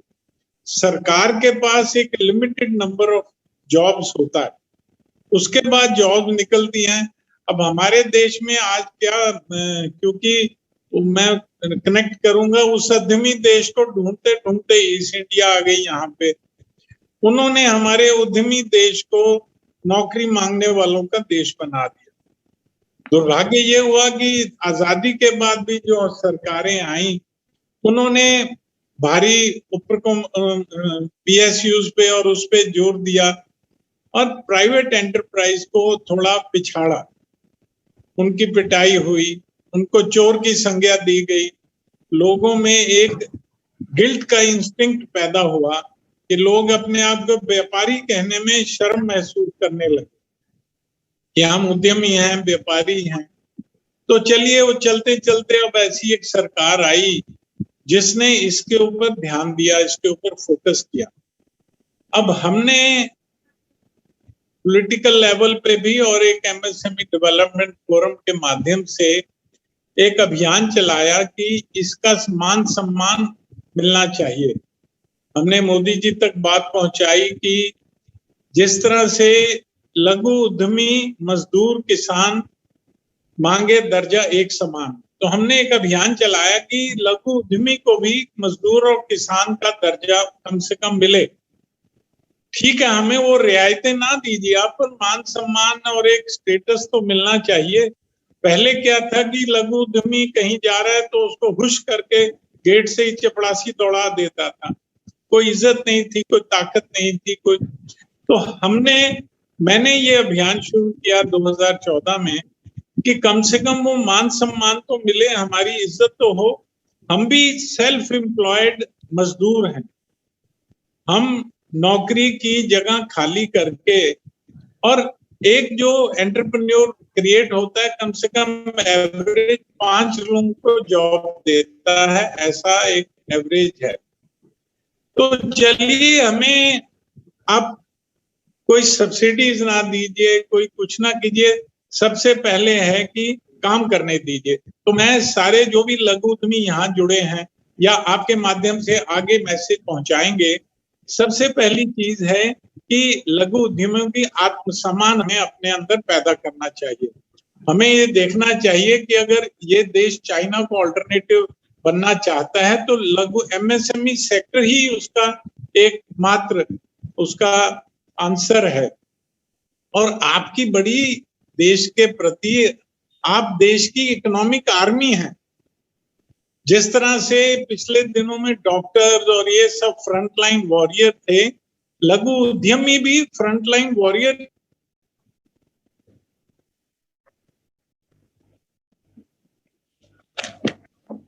अमेज़न, ये फ्लिपकार्ट, जो अंतरराष्ट्रीय कंपनियां थी, ये उन दिनों में मेरे को कहीं नजर नहीं आई, पर हमारे लघु उद्यमियों ने डबल रोटी बनाई और चीजें बना के घर घर सप्लाई चेन इन्होंने इंश्योर की। तो आत्मसम्मान बहुत जरूरी है, आप अपने आप को समझे। सर, आपका माइक म्यूट हो गया है, गोयनका साहब। अगर कोई उद्यमी है तो एमएसएमईज हैं। अभी आ रही है आवाज? हाँ जी, अब आ रही है सर। एक्चुअली क्या हो, बीच बीच में फोन आ जाता है, इस करके वो 1 मिनट के लिए इंटरप्ट हो जाता है। तो ये पोजीशन है कि मैं चाहता हूं कि मेरे सब भाई एमएसएमई और ये लघु उद्यमी, माइक्रो सेक्टर के लोग आत्मसम्मान क्रिएट करें, आत्मसम्मान से काम करें। हमने एक और काम किया, मेरे को किसी बड़े मंत्री ने पूछा कि गोयनका जी, ये कितने सालों से इतनी संस्थाओं ने काम शुरू किया और सरकार करना चाहती है, हुआ कुछ नहीं, आप कहते हो, तो आप कैसे कर लोगे एक छोटी संस्था बना के? तो मैंने जवाब दिया कि इस देश में अगर कोई भी काम आगे बढ़ना है तो उसके लिए पॉलिटिकल विल की जरूरत है। आज किसानों और मजदूरों की क्यों पूछ होती है कि पॉलिटिकल विल है। कई पॉलिटिकल पार्टियां उनके लिए काम करती हैं, कई पॉलिटिशियन उनके लिए, क्यों? कि वो वोट बैंक है। हम लघु उद्यमियों को इकट्ठा यूनाइटेड होना चाहिए। मैंने कलेक्टिव वॉइस ऑफ एमएसएमईज का एक अभियान शुरू किया कि पूरे देश में इकट्ठे होके, जैसे मैं आज भी यहाँ आया हूँ तो माना जी ने मेरे को फोन किया, तो मेरा मकसद सबसे ज्यादा आने का है कि हम सब मिलके काम करें। कलेक्टिवली जब काम करेंगे तो ये सरकार भी और ये ब्यूरोक्रेट्स भी और ये पॉलिटिशियंस भी, ये सब हमारी बात का वजन सुनेंगे। अगर हम अकेले अकेले बात करेंगे, वो अकेले से गाड़ी नहीं चलती। तो माना जी, आप बधाई पे पात्र हैं कि आपने सबको जोड़ने का प्रयास किया और आपने सरकार से हरीश रावत जी जैसे सुलझे हुए जो अफसर हैं, जिनको बड़ी नॉलेज है, ऐसे मैं और अधिक कहता हूँ, मैं ये कहूंगा कि हम और आप मिलके जुड़ के देश के लिए, इस सेक्टर के लिए काम करेंगे और इनकी जो समस्याएं हैं उनको दूर करने का प्रयास करेंगे। लेटली मैंने देखा है कि ऑफिसर में चेंज है, नहीं तो ब्यूरोक्रेट्स ऑफिसर वो समझते हम क्यों करें क्यों दें, अभी मेरे को कुछ चेंज लग रहा है कि ये अच्छे अफसर हैं, वो समझते हैं कि देश की तरक्की के लिए, जनता के भले के लिए ये जो योजनाएं मोदी सरकार ने बनाई हैं ये नीचे तक पहुंचे और जो सहयोग कर सकते हैं वो करें, कर भी रहे हैं। पर अभी भी वो हार्वर्ड के पढ़े हुए, मेरा उनके प्रति गुस्सा है कि हार्वर्ड के पढ़े हुए ये IAS अफसर ऐसी अंग्रेजी लिखते हैं कि इनसे दोबारा खुद पढ़ें उनको समझ नहीं आएगी, आम जनता को कैसे पता लगे। वो सरलीकरण करके, माना जी हमारा उत्तरदायित्व है कि हरीश जी जैसे अफसरों के साथ बैठ के उनको सरलीकरण करके जनता तक पहुंचाएं। लोन की व्यवस्थाएं हैं और भी हैं, पर मैं कहीं जाता हूं कार्यक्रम करता हूं तो लोग MSME या लघु उद्यमी बैठे हाथ खड़ा करवाओ कि भी कितनों को लोन मिले। हरीश जी सिर्फ 90 से 95% लोग कहते हैं हमें कुछ नहीं मिला, पर सरकार तो करने के लिए प्रतिबद्ध है और दे भी रही है। तो ये कहीं ना कहीं जो डिस्कनेक्ट है उसमें हमें मिलके काम करने की जरूरत है। अच्छे अफसरों को जब हम मिलेंगे करेंगे तो उनसे ये चीज आगे चलेगी। मैं अपनी सेवाएं आपकी संस्था के लिए पूर्ण रूप से समर्पित करता हूं। कहीं भी कोई दिक्कत हो, थोड़ी बहुत सरकार में हमारी सुनी जाती है, क्योंकि हम थोड़ा कहीं नहीं होता तो लड़ भी पड़ते हैं और थोड़ा संघर्ष भी करते हैं, क्योंकि हमारा जो सेटअप है बड़ा सेल्फलेस और डेडिकेटेड है। जो लोग भी जुड़े हैं वो सारे अपने पास से काम करते हैं। मैं माना जी आपको शायद बताया था हरीश जी, हमारा नेक्स्ट प्रोग्राम लद्दाख में है।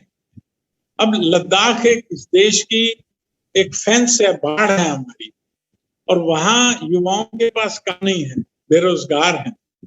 वहां पर ये जो आप योजनाएं बताई हैं, किताबों में मैंने पढ़ लिया कि वहां 1000 यूनिट सैंक्शन हो गए, ये हो गए, पर इम्प्लीमेंटेशन कितनी है वो देखने की जरूरत है। 1 और 2 अक्टूबर को हम वहां कार्यक्रम कर रहे हैं MSME का। माना जी आपको भी निमंत्रण है, आप भी मिलें जुड़ें हमारे साथ, एक काम करें।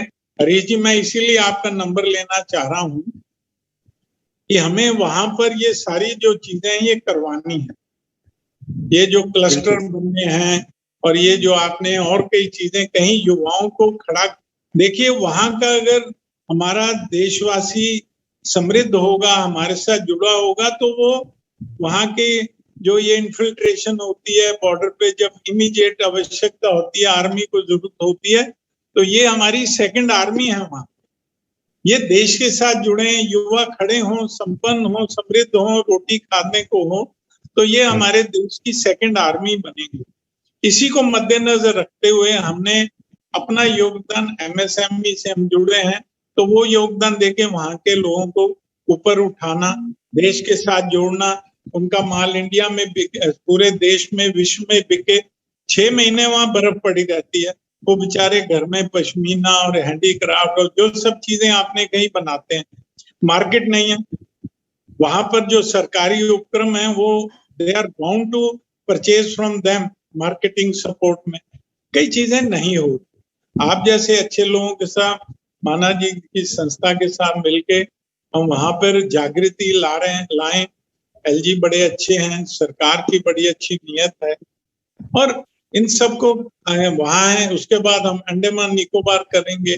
तो ये जो बॉर्डर एरियाज हैं यहाँ पर समृद्धि की जरूरत है, नहीं तो यहाँ पर वो इन्फिल्ट्रेटर्स घुस के पैसा ऐसे बांट के हमारे देशवासियों को उल्टा रहे हैं। तो ये MSME इकोनॉमी ही नहीं, देश के लिए बहुत आवश्यक सेक्टर है। जो ये सब्जेक्ट लिया आपने माना जी, ये बहुत ही हर तरह से इम्पोर्टेंट इशू है और मैं आपको बधाई फिर देता हूं कि आपने इस पे आज लघु उद्योग दिवस पे ये कार्यक्रम किया, मेरे को आमंत्रित किया और सारी चीजें यहाँ पर डिस्कस नहीं हो पाएंगी, समय की प्रतिबद्धता रहती है। हम आप लोगों के साथ बैठ के प्रोग्राम बनाएंगे और ग्राउंड लेवल तक एमएसएमई में, अगर एमएसएमई सेक्टर लें तो 90% इसमें माइक्रो, रेडी पटरी वाले या छोटे छोटे, उनकी आज भी कोई सुनवाई नहीं है हरीश जी। तो वहां तक काम करने के लिए बहुत अच्छे लोगों की जरूरत है, ताकि जेन्युइनली वहां तक ये काम भी पहुंचे और देश हमारा खड़ा हो। बहुत बहुत धन्यवाद। बिल्कुल गोयनका जी, जो जितनी भी हमसे मदद हो सके कि हम सब लोग मिलके, कि आप जैसे जागरूक उद्यमी और फाउंडेशन चेयरमैन का साथ चाहिए, क्योंकि साथ मिलने से ही आगे गति बढ़ती है, क्योंकि एक अकेला कोई भी डिपार्टमेंट उतना नहीं कर सकता। आप सब जैसे लोगों का साथ मिलेगा तो अवश्य ही इम्प्लीमेंटेशन अच्छा हो। I am very much encourage Harish ji. मेरे को पता नहीं, मेरा तो बहुत गडकरी जी और नारायण राणे और ये सारे जितने भी हैं, पर पता नहीं आपसे भेंट नहीं हुई हमारी। आप कहाँ बैठते हैं? मैं निर्माण भवन में बैठता हूँ। हो जाएगी। Neeraj ji, vote of thanks के लिए professor Bijon Mishra ji, RJS advisor को बुला लीजिए जी। Professor Bijon Mishra ji, vote of thanks के लिए। Thank you very much. In fact बहुत दिन के बाद रजनीश जी से मुलाकात हुआ।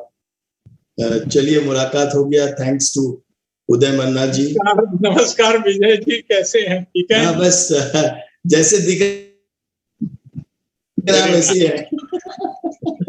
तो what I want to tell, and हम लोग सबको सुने हैं, मेरा काम यह है कि लोगों में कैसे हम विश्वास पैदा करें कि उनसे कुछ ऐसा चीज हो सकता है जो कभी नहीं हुआ।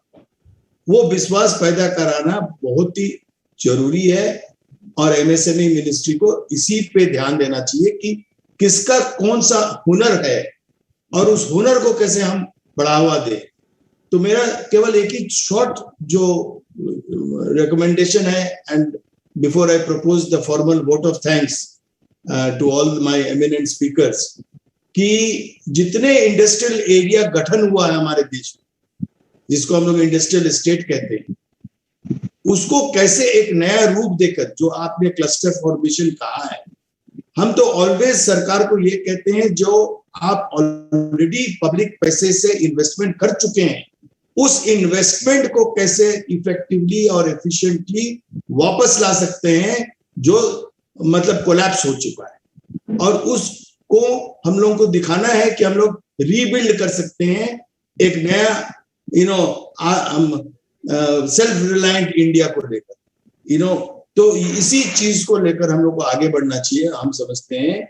और बहुत बहुत हम आभारी हैं, हमारे जितने परिवार के लोग हैं, आरजेएस परिवार के लोग, और आप लोग सब जो करीब 40 लोग जो जुड़े आज, और ये लाइव स्ट्रीमिंग भी हुआ है, रिकॉर्डिंग भी हो रहा है, तो हम लोग लोगों तक पहुंचेंगे।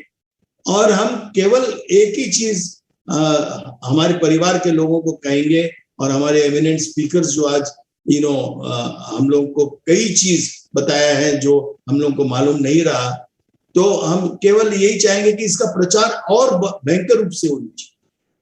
और जैसे रजनीश जी ने बोला, यदि हमको लद्दाख जाना है, हम लोग को इस लक्ष्य जाना है कि हम यदि कोई परिचर्चा किया, उसका जो आउटकम है वो दिखनी चाहिए ग्राउंड में, टेंजिबल होनी चाहिए। यदि टेंजिबल नहीं हुआ, हमारा पूरा मेहनत बेकार हो गया, it is of no use.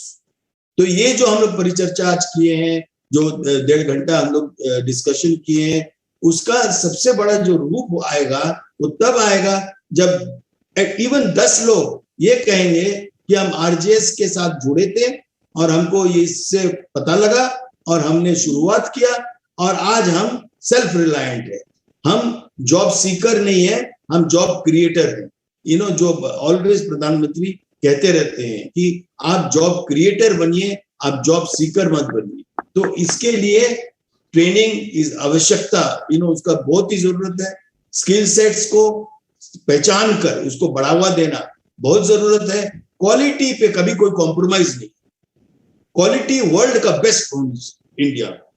ये नहीं होना चाहिए कि जैसे हम लोग बोलते हैं वो चाइनीज दूर रहो, बहुत घटिया है। तो उस ढंग से एक जो इमेज है इंडिया का इमेज होनी चाहिए, Indian product oh world best, world best, Indian product is world best. जैसे हम आपको ओपनिंग रिमार्क्स में भी कहे थे कि ऑल ओवर द वर्ल्ड लोग इंडियन मेडिसिन के पीछे दौड़ रहे हैं, लोग इंडियन मेडिसिन चाहते हैं। क्यों? क्योंकि केवल कीमत नहीं, उसका गुणवत्ता भी उतनी अच्छा है जितना महंगा से महंगा दवाई का गुणवत्ता है। तो जेनेरिक मेडिसिन इंडिया का एक उदाहरण है। उसी ढंग से हम सोचते हैं कि लघु उद्योग में हैंडीक्राफ्ट्स हो, ज्वेलरीज हो, जो हम लोग के कल्चरल जो स्ट्रेंथ्स है उसको लेकर आगे बढ़ना चाहिए, और उसको लेकर हम लोग को इस ढंग से ग्लोबल होना चाहिए कि दुनिया भर में लोग ये पहचान ले कि Indian made products means world's best product, made in India means best product, quality पे कोई कॉम्प्रोमाइज नहीं। तो इसी पे हम चाहते हैं कि आज का जो परिचर्चा हुआ, डॉक्टर हरीश यादव जी और हमारे जितने वक्ता लोग आए और जो संचालन भी किए मीरा जी और सब लोग मिलकर जो इस कार्यक्रम को सफल बनाया, हम सबको धन्यवाद देना चाहते हैं। और हमारे परिवार के सारे सदस्यों को हम धन्यवाद देना चाहते हैं कि आप लोग ऐसे जुड़ते रहिए, 40 को 100 कीजिए ताकि ज्यादा से ज्यादा लोग इंटरेस्टेड हो जाए। ऐसा हो कि उनको वेटिंग होना पड़े क्योंकि हमारे पास जगह नहीं हो रूम में, इस ढंग के कार्यक्रम को अटेंड करने के लिए। इस ढंग का मतलब अट्रैक्शन पैदा करना चाहिए, और हम समझते हैं कि हम लोग सब एकत्रित होकर उसको आगे ले जाएंगे और आगे बढ़ाएंगे। बहुत बहुत धन्यवाद उदय जी, जो आपने हमको मौका दिया आज जन्माष्टमी के अवसर पर,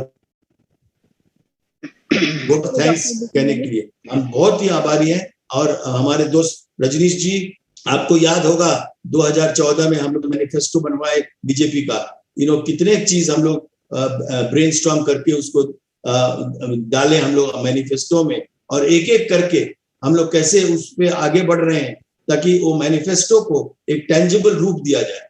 तो टेंजिबल रूप, हम लोग नॉन पॉलिटिकल लोग हैं, लेकिन हम लोग उस सरकार के साथ हैं जो आम लोगों के बारे में सोचते हैं, जो गरीब के लिए सोचते हैं, जो देश के लिए सोचते हैं। तो हम लोग उनके साथ बराबर रहेंगे और ऑलवेज मदद करेंगे उसको आगे ले जाने। धन्यवाद, thank you very much. Professor Bijnoy Mishra ji, आपका धन्यवाद। आपने बहुत ही शब्दों में अपने विचार प्रस्तुत किए और अपने फैमिली मेंबर से, राम जानकी संस्थान के जितने भी जुड़े हुए लोग हैं, आशा करती हूँ कि उनको लघु उद्योग और रोजगार से संबंधित जो आज विषय हमने इतने इम्पोर्टेंट डे में रखा, उनके प्रश्नों का जो जिज्ञासा थी वो भी पूर्ण हुई होगी। कुछ लोग फोन नंबर मांग रहे हैं, उनका डॉक्टर रजनीश का और असिस्टेंट डायरेक्टर राजीव जी का। तो पर मैं उनसे ये गुजारिश करूंगी, डॉक्टर हरीश यादव बहुत व्यस्त और उच्च लेवल के अधिकारी हैं, उन्होंने जो जानकारी दी है वेबसाइट पे देखें। मन्ना जी से अपनी जो क्वेरीज हैं वो दें, हो सकेगा यथा संभव वो आपकी मदद करेंगे। और विषय की जो आज की विषय जो हमने रखा उसके लिए हम आशा करते हैं कि डॉक्टर हरीश यादव हमें समय जब ये लॉकडाउन खुल जाएगा तो हम एक फिजिकल रूप में वर्कशॉप्स करेंगे और उसमें एक फॉर्म जो प्री और पोस्ट एक इवैल्यूएशन होता है वो भी हम करेंगे जानकारी के लिए, जिससे हमें पता चले कि हमारे फ्रेंड्स को कितनी जानकारी आज उपलब्ध हुई। और आगे भी ऐसे कार्यक्रम हम करते रहेंगे। मन्ना जी का एक जो सकारात्मक योगदान हमने एक समाज में पहल की है उसको जारी रखते हुए आगे भी बढ़ेंगे। और आज जन्माष्टमी पर्व की सबको बधाई देते हुए मीरा अरोड़ा का धन्यवाद। जय हिंद, जय भारत। यहाँ तो इस तरह से ये सेशन जो है यहाँ पे संपन्न किया जा रहा है और बहुत बहुत धन्यवाद हरीश यादव जी, आप तो आज के स्टार हो गए। निश्चित रूप से पब्लिक के सामने आज स्टार हुए आप। वैसे तो आपके मन में पहले से भी रहा होगा देश के लिए।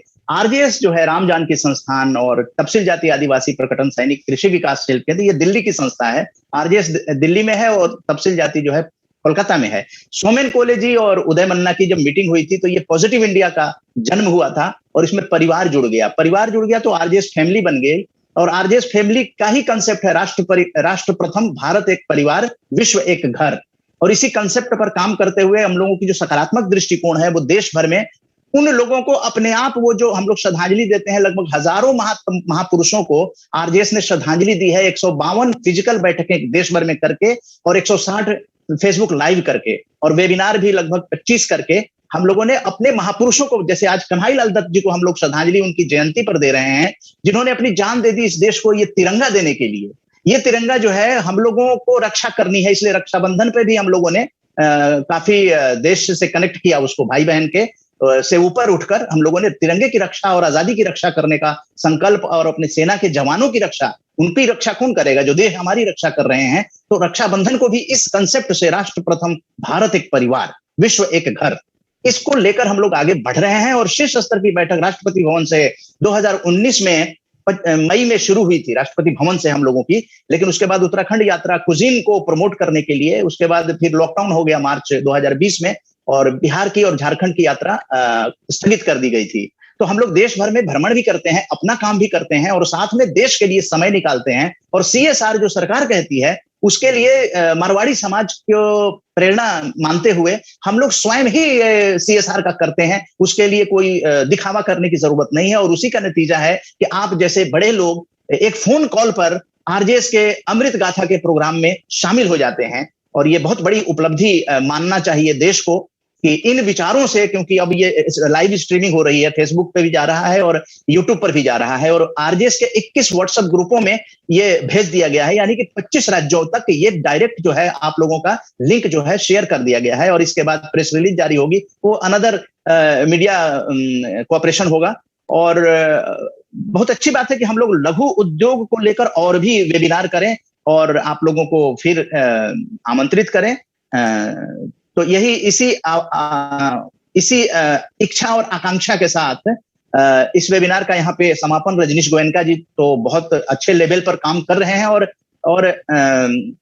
बहुत ही अच्छे व्यक्ति हैं। काम तो सभी कर ही रहे हैं, लेकिन अच्छे व्यक्ति का मिलना, हरीश यादव जी जैसे, बिजॉन मिश्रा जी जैसे, नीरा अरोड़ा जी जैसे, ये भी नीरा अरोड़ा जी आरजेएस से लगभग 15 सालों से जुड़ी हुई हैं। तो इस तरह के अच्छे लोग जो देश के लिए कुछ कर सकते हैं, उसी का मंच है आरजेएस फैमिली कहा जाता है। और हम लोग देखिए कैसे कल हम लोगों ने स्वास्थ्य हेल्दी यू फाउंडेशन के सहयोग से स्वास्थ्य पे वेबिनार किया, स्वास्थ्य पे।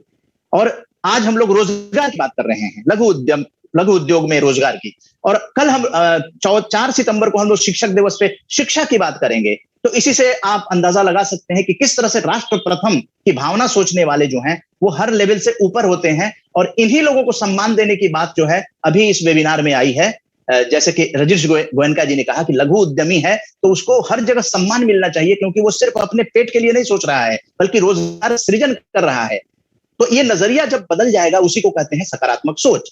ऑफिस में बैठे हुए लोगों की सोच जो अगर सकारात्मक और सकारात्मक राजनीति हो जाती है तो इस देश के लोगों की भूखमरी, गरीबी जो है वो सारी चीजें दूर हो जाएंगी। इसीलिए सकारात्मक भारत आंदोलन की जरूरत है। 6 साल से इसे शुरू किया गया है, आप लोग अब जुड़े हैं, तो निश्चित रूप से आप लोगों के जुड़ने से बहुत ही अब आशाएं बढ़ रही हैं। और ऐसे ऐसे जब 75 कार्यक्रम अमृत महोत्सव के अमृत गाथा में हम लोग शुरू करेंगे, अभी तो 5वां अंक ही है, 4 सितंबर को शिक्षा पे होगा, 6ठा अंक होगा।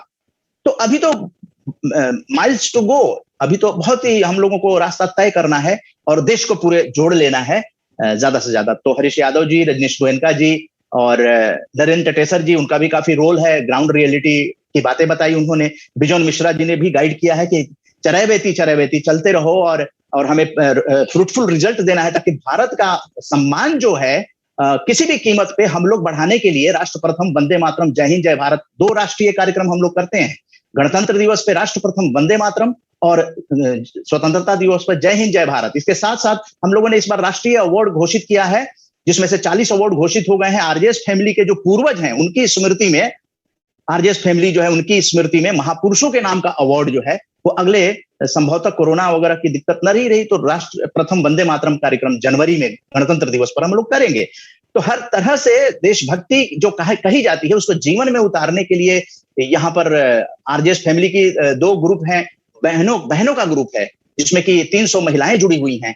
तो उन सब लोगों तक भी ये चीजें घर घर तक पहुंचाने की हम लोगों की कोशिश है। ज्यादा ना कुछ कहते हुए 4 सितंबर को हम सभी लोगों को आमंत्रित करेंगे, और आप लोग क्वेरीज जो है वो पहले भेज दीजिए वेबिनार से पहले, ताकि हमारे वक्ता जो हैं वो वेल प्रिपेयर्ड होकर आए। और आज भी जिस तरह से वेल प्रिपेयर्ड होकर ही लोगों ने हम लोगों को कन्विंस किया है।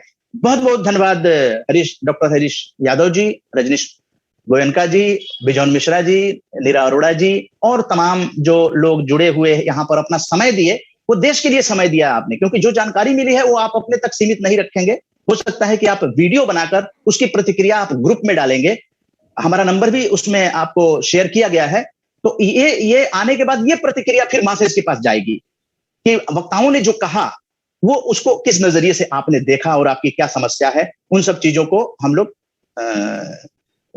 आपको प्लेटफॉर्म देंगे, मतलब यूट्यूब पे अपलोड करेंगे। जो हमारे यहाँ पे आरजेएस फैमिली जुड़ी हुई है उन लोगों को आरजेएस टेक्निकल टीम जो है यूट्यूब का प्लेटफॉर्म देगी। इसी के साथ जय हिंद, जय भारत। यहाँ पे 30 अगस्त राष्ट्रीय लघु दिवस का ये राष्ट्रीय वेबिनार संपन्न होता है। जय हिंद। जय हिंद।